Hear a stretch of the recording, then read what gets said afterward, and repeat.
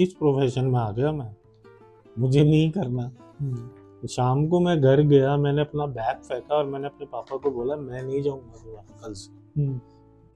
तो दोस्तों आज का हमारा जो पॉडकास्ट है वो मेरे बहुत ही अच्छे, मेरे खास मित्र, मेरे भाई, मतलब मित्र तो कहना गलत होगा, मेरे भाई के साथ है, जिनके मेडिकल लाइन का 10 से 15 साल का एक्सपीरियंस है। और वो बता सकते हैं, एक वही शख्स कैसे हैं जो हमें बता सकते हैं कि मेडिकल लाइन के पीछे कितना स्ट्रगल है, कितनी मेहनत है, और अगर आप मेडिकल लाइन को अपना प्रोफेशन बनाना चाहते हो तो उसके लिए आपको क्या क्या करना पड़ेगा। उसके लिए हम स्वागत करेंगे मिस्टर सत्यम का। तो सत्यम जी कैसे हैं आप? बढ़िया भाई, राम राम, कैसे हो? राम राम भाई, बिल्कुल राम राम। और बहुत खुशी हुई आपका नया प्रोफेशन सुन के। थैंक यू भाई, थैंक यू, भगवान थैंक यू। और बरकत बख्शे। तो भाई मुझे आज तो ये बता कि यार तेरे को इस प्रोफेशन के अंदर आने के लिए क्या करना पड़ा, और तेरा जो प्रोफेशन है, तू जिस पोजीशन पे आज काम कर रहा है वो क्या पोजीशन है तेरी? मेरे को लास्ट 15 साल हो गए हैं इस प्रोफेशन के अंदर। मैं एक सेम हॉस्पिटल में गवर्नमेंट सेटअप में जॉब कर रहा हूँ, सेम पोस्ट पे लास्ट 15 ईयर से। इसमें आने के लिए सबसे पहले हमें 10+2 विद साइंस चाहिए, प्लस उसके बाद 2 साल का डिप्लोमा होता है, प्लस 6 महीने की इंटर्नशिप। मैंने अपना इंडियन मेडिकल एसोसिएशन से किया, प्लस 6 महीने की इंटर्नशिप की थी। उसके बाद पोस्ट निकलती है गवर्नमेंट तो सेटअप में। इंटर्नशिप आपने कहाँ से की? जयपुर गोल्डन से ही करी। आफ्टर 2 ईयर डिप्लोमा के बाद 6 महीने की इंटर्नशिप मस्ट है। ठीक है। और इंडियन मेडिकल एसोसिएशन का फर्स्ट बैच था मैं, जिसमें मैंने पार्टिसिपेट किया था, अपना डिप्लोमा ज्वाइन किया था। तो अगर कोई बंदा जो इस प्रोफेशन के अंदर आना चाहता है, जैसे मैंने पहले भी पूछा, तो उसको क्या करना पड़ेगा? मैंने आपको बताया कि 10+2 विद साइंस मस्ट है, क्योंकि आगे अगर आप 10+2 साइंस नहीं करोगे तो प्रमोशंस नहीं होती। 10+2 साइंस प्लस आगे और एजुकेशन बढ़ानी है तो बीएससी जर्नल कर सकते हो, बीएससी नोटी कर सकते हो हाई प्रोफेशंस के लिए। और तो जैसे आपका जो प्रोफेशन है उसके अंदर एक एवरेज सैलरी किसी की क्या रहती है, वो आप मुझे थोड़ा सा बताएं, इन गवर्नमेंट सेक्टर और प्राइवेट सेक्टर। देखो भाई, बात करें प्राइवेट सेक्टर में तो प्राइवेट सेक्टर में ऐसा है 20, 25, 30 जो जिसका जहाँ टिके। गवर्नमेंट सेटअप में एक स्लैब टाइप होता है, जैसे अपना बेसिक पेज होती है, उसके हिसाब से उसमें जॉब का अपना क्राइटेरिया होता है कि आप किस पोस्ट पे कर रहे हो। ओटी असिस्टेंट है तो आपका 1900 से 2200 का बिल रेट है। टेक्नीशियन का उससे ऊपर का है, उससे ऊपर का अलग लेवल है टीए का।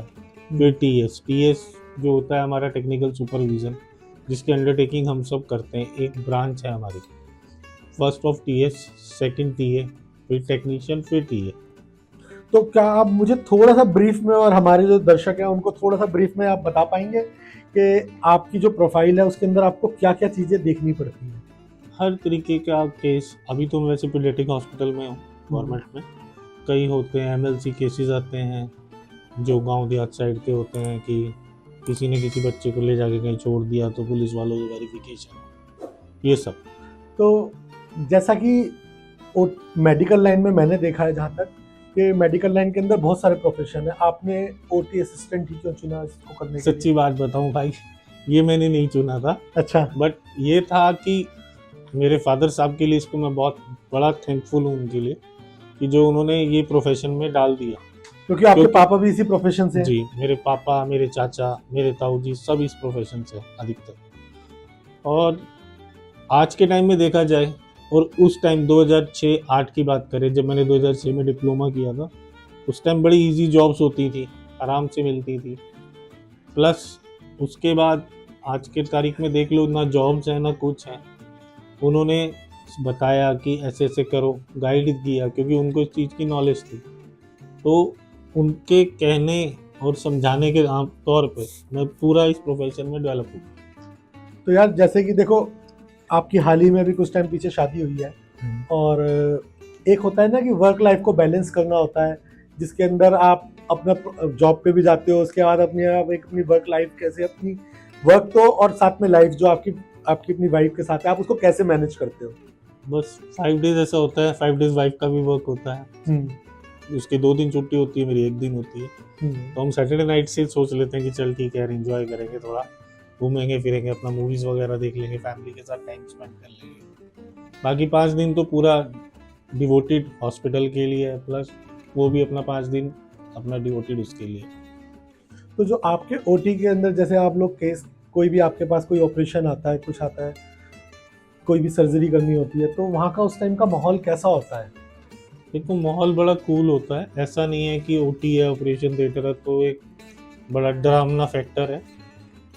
आदत पड़ जाती है हर इंसान को हर प्रोफेशन में डलने के बाद।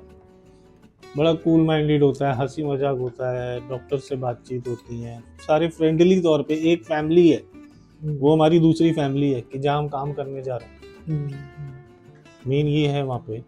और ये है कि आना, बच्चे को देखना, फिर उसका पोस्ट ऑप में चेकअप करना डॉक्टर एनेस्थीसियोलॉजी वालों की तरफ से, फिर उसे प्री मेडिकेशन वगैरह कुछ देनी है तो बच्चे को देना, फिर उसके बाद उसको ओटी में शिफ्ट किया जाता है। बाहर के जो उसके आउटसाइड के कपड़े होते हैं पूरे चेंज वगैरह करा के फिर ओटी में शिफ्ट किया जाता है, ओटी ट्रॉली मंगा के फिर उसके बाद उसको मॉनिटरिंग वगैरह लगा के सारा उसका वेट अकॉर्डिंगली ड्रग्स बना के, ये सारा प्रोसीजर है। तो जैसे अब आपको 15 साल होगा जैसा आपने बताया, तो 15 साल के अंदर 15 साल बाद आपका एक्सपीरियंस अपनी ओटी टेक्नीशियन के लिए तौर पे लेके आपका क्या है, और जो आपका फर्स्ट डे था आपके हॉस्पिटल के अंदर, उसका एक्सपीरियंस थोड़ा सा हमारे साथ शेयर कीजिए। फर्स्ट डे तो समझ लो एक ही लाइन, एक ही इंडस्ट्री जो है ऑपरेशन थिएटर की इंडस्ट्री, अगर मैं आपको कहूँ ना कि मैं एकदम फुलफिल हूँ, सबसे रॉन्ग स्टेटमेंट है। क्योंकि हर दिन एक नई मशीन, हर दिन एक नया चैलेंज। कभी बच्चा बहुत ज़्यादा सिक है, उसका इंक्यूबेशन की दिक्कत, कभी कोई किसी और चीज़ में दिक्कत हो जाती है।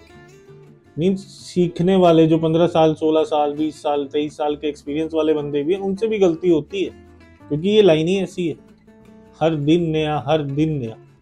कोई इस लाइन में ये नहीं कह सकता, हाँ नॉलेज से कह सकते हो कि हाँ नॉलेज है, बट मैं आपको यहाँ बैठ कर कहूँ कि भाई मैं अपनी लाइन में बादशाह हूँ, वो रॉन्ग, वो नहीं है।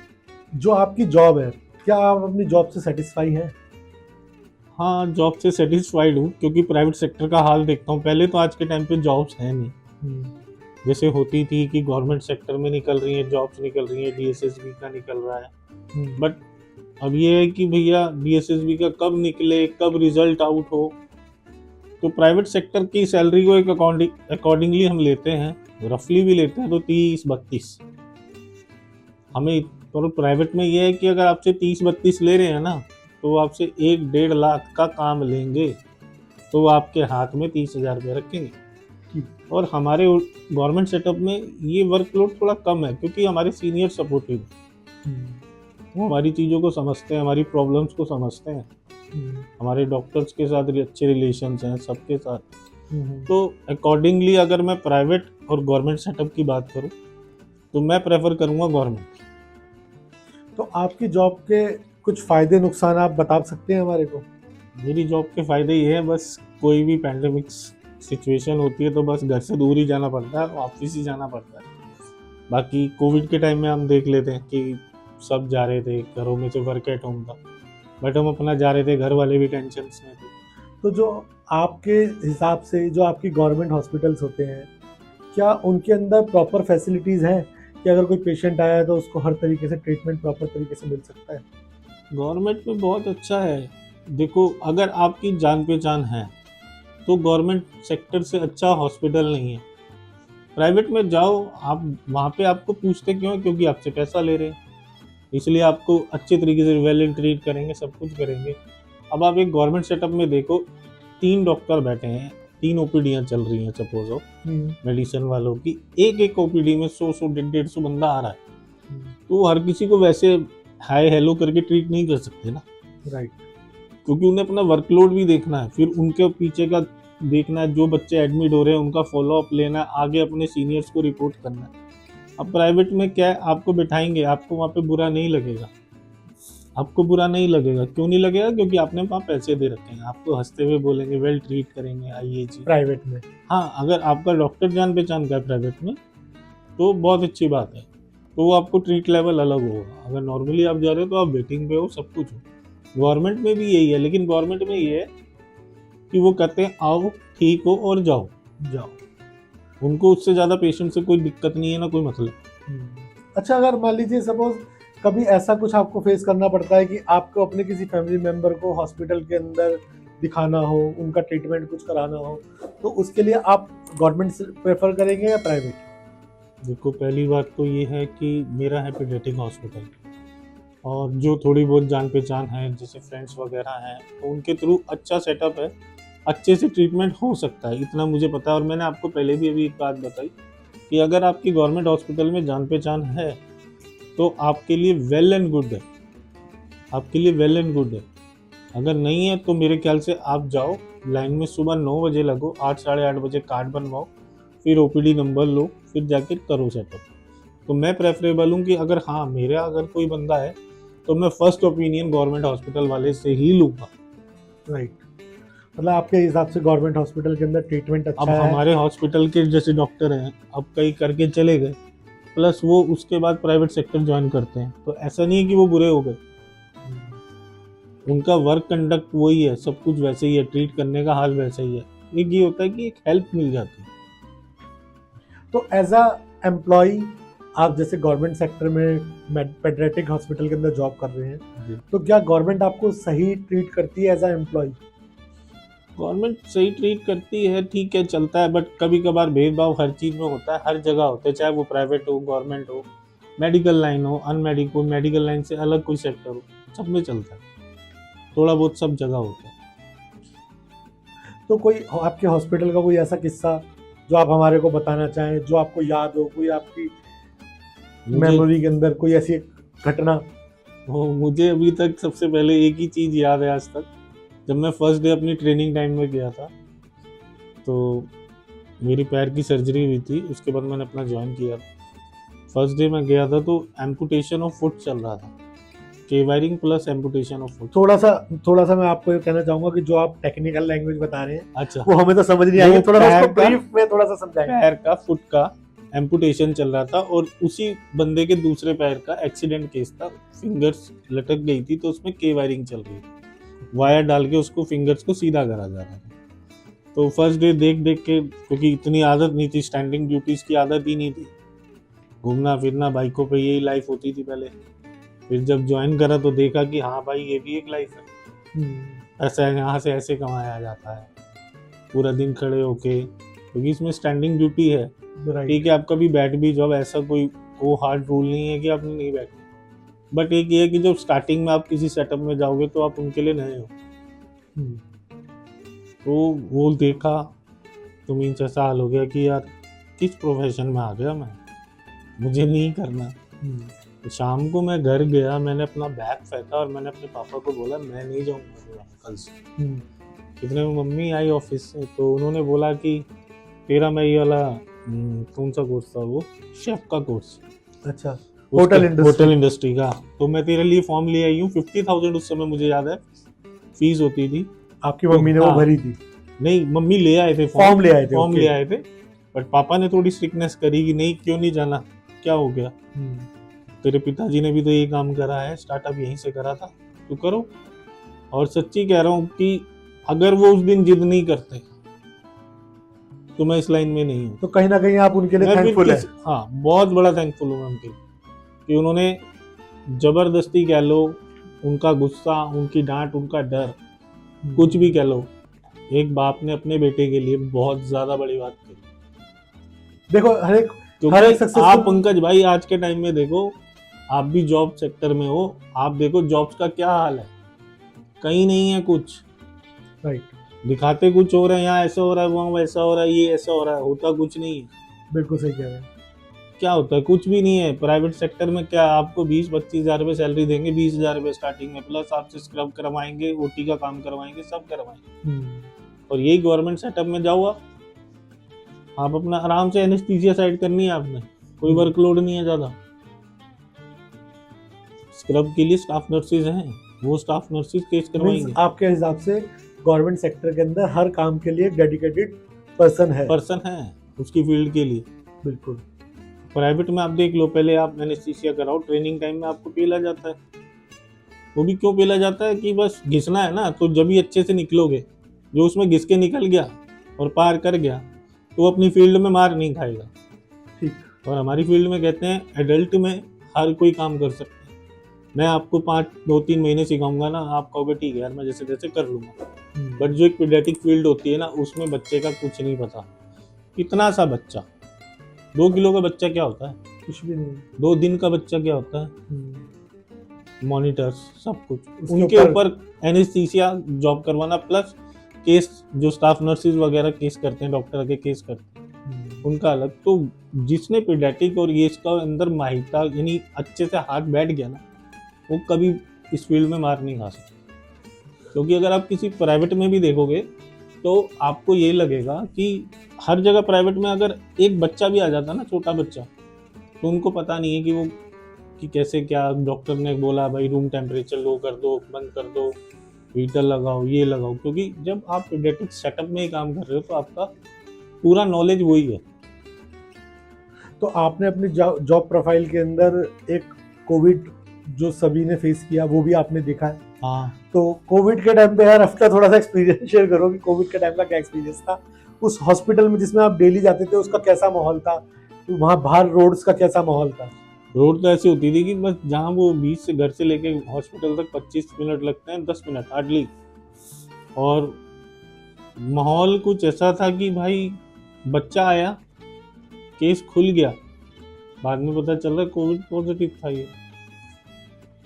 तो मीन्स उस समय घर वालों से जैसे घर जाके शेयर भी करते थे, डर लगता था इनको बोलें तो क्या ये फील करेंगे। और यारी दोस्ती ऐसी है कि जब सब साथ बैठे में खाना खा रहे हैं और वो फ्रेंड को पॉजिटिव होकर आ गया, वो अपना स्वैब देकर आया है, हमें नहीं पता, उसकी रिपोर्ट शाम को आएगी। और शाम को हमें मैसेज आता है मोबाइल पे हमारे सीनियर का कि तुम्हारा दोस्त तो पॉजिटिव निकला। किस किस ने खाना खाया था उसके साथ, अब सबके सब जाओ लाइन में लगो, सबकी हालत खराब हो जाती थी। और सच कह रहा हूँ, अगर कोविड के positive result, original result TV screen पे दिखा दिए जाते ना, तो जो लोग कह रहे थे ना सैनिटाइजर लगा लो कुछ नहीं हो रहा, मास्क पहन लो कुछ नहीं हो रहा, तो वो अपने घर की खिड़की पे भी सैनिटाइजर की एक शीट लगा देते। मतलब आपके हिसाब से जो कोविड के एक्चुअल रिजल्ट थे वो किसी को दिखाई नहीं है, किसी को पता ही नहीं है। दिखाए, अब देखो जी, सरकार है, कुछ भी कर सकती है उसके हाथ में, जिसकी भी हो, कोई भी हो, A to Z। तो सत्यम यार एक क्वेश्चन और है कि जैसे कि कभी ऐसा तो मेरे को लगा है कि तुम लोग अपना ओटी के अंदर काफ़ी मेहनत करते हो, और मेहनत करते हुए ऑपरेशन को पूरा एक ऑपरेशन को सक्सेसफुल बनाते हो, तो आपको ऐसा कभी लगता है कि यार सारा का सारा क्रेडिट डॉक्टर्स को चला जाता है? नहीं, देखो भाई, डॉक्टर्स का अपना अलग क्रेडिट है, हमारी टीम का अलग क्रेडिट है, स्टार्टिंग हमसे ही है। मतलब आप एक एज अ टीम वर्क करते हैं? As an team work. अच्छा। मैंने आपको पहले भी बोला, एक फैमिली है, वो दूसरी फैमिली है, हॉस्पिटल के अंदर दूसरी फैमिली है। हंसना खेलना, लड़ाई झगड़ा, बहसबाजी एक फैमिली में जैसे चलता है, तो रूटीन वो वहाँ पे भी वही है। डॉक्टर का क्रेडिट अपना है, उसका कि कैसे करना है, क्या करना है, फॉलोअप कैसे करना है। हमारा तो ओटी की टेबल से बच्चे को बाहर तक शिफ्ट कराने के बाद ओके। तो यार मैंने जैसा कि तुम्हारे बारे में काफी कुछ सुना भी है कि तुम कि तुम्हारे को स्पोर्ट्स का काफी शौक था। यार और एक मतलब एक स्पोर्ट्स का बंदा और एक ओटी टेक्नीशियन, मतलब बिल्कुल स्विच है लाइफ।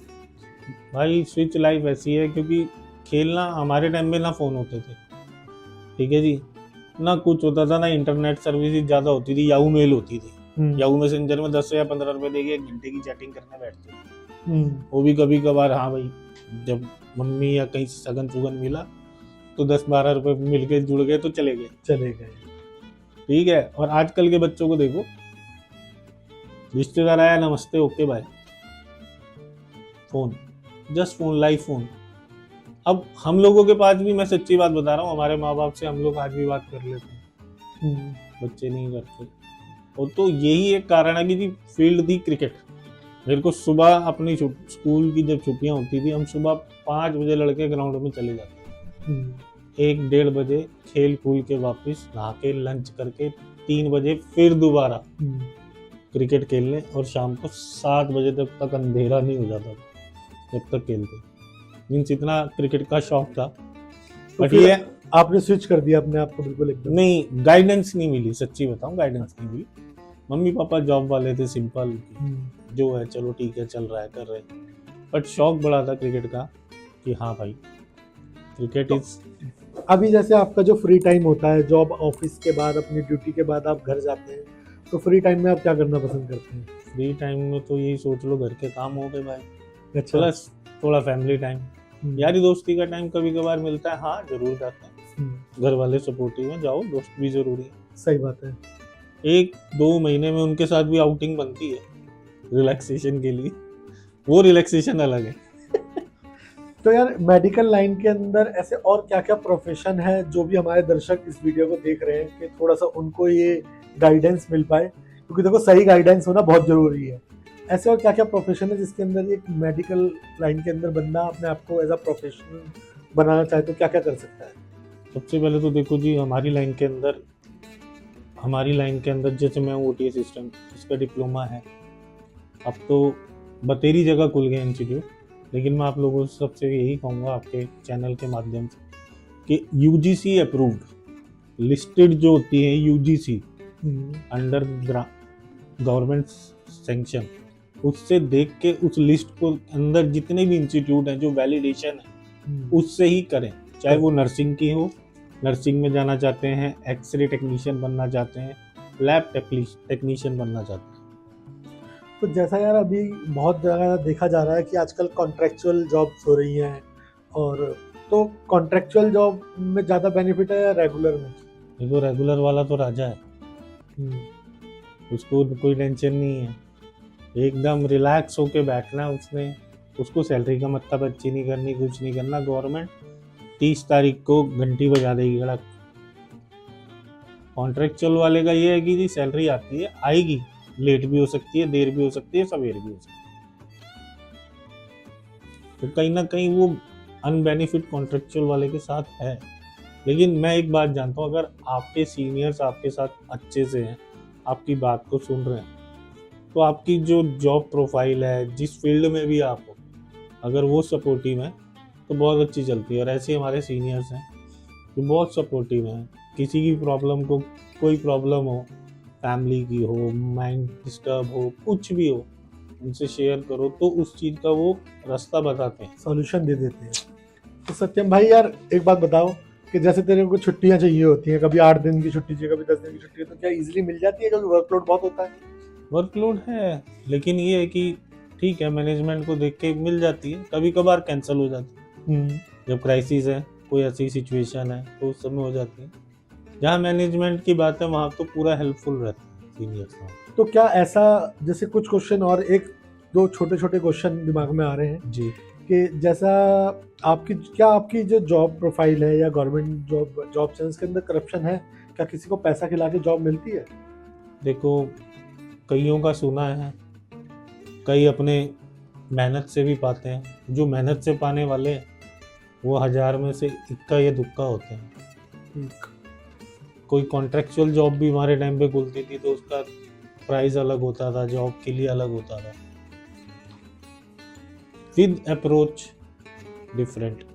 कहीं सीनियर लेवल से कॉल कराया, हो गया, हाँ जी हो गया, सबका होता है, थोड़ा बहुत तो चलता ही है। ठीक। अच्छा, अगर जैसे मान लो अगर आप ओटी टेक्नीशियन नहीं बनते, तो ओटी टेक्नीशियन ना हो के आप क्या बनना पसंद करते हैं अगर हम मेडिकल लाइन की बात करें?